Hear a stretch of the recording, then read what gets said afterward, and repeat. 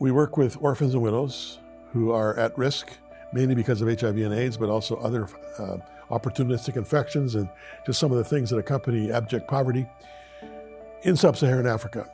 This was a calling, if you will, from the Lord when I was pastoring a church on the west coast of Canada in Vancouver, Broadway Church, very beautiful, large, proven church with a very outstanding track record.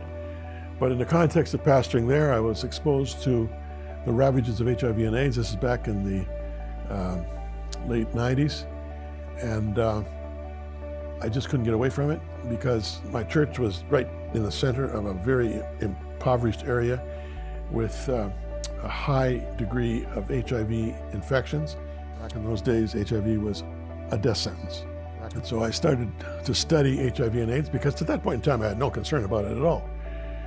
And discovered it was the biggest orphan and widowmaker in the history of mankind, and that the critical center of HIV infections at that time was in KwaZulu-Natal, which is a region of South Africa, down surrounding the city of Durban on the east coast, southeast coast of South Africa.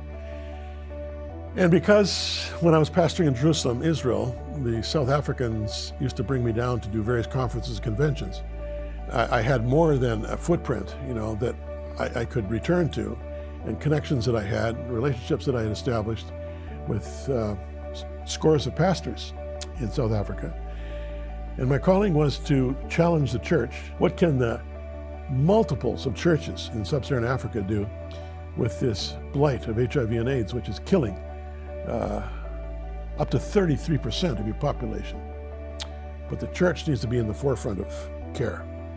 And of course, I got a lot of pushback initially because of the stigma and discrimination attached to HIV and AIDS, but the Lord had called us to do this. I resigned my big church, and for 8 months, Kathy and I lived out of suitcases and started from scratch. I was 52 years of age at the time, but it's an amazing story. You see a need, you try to fill it, right? In all humility, knowing you're only one person, and what can you do? Well, better to light a candle than a curse of darkness, right?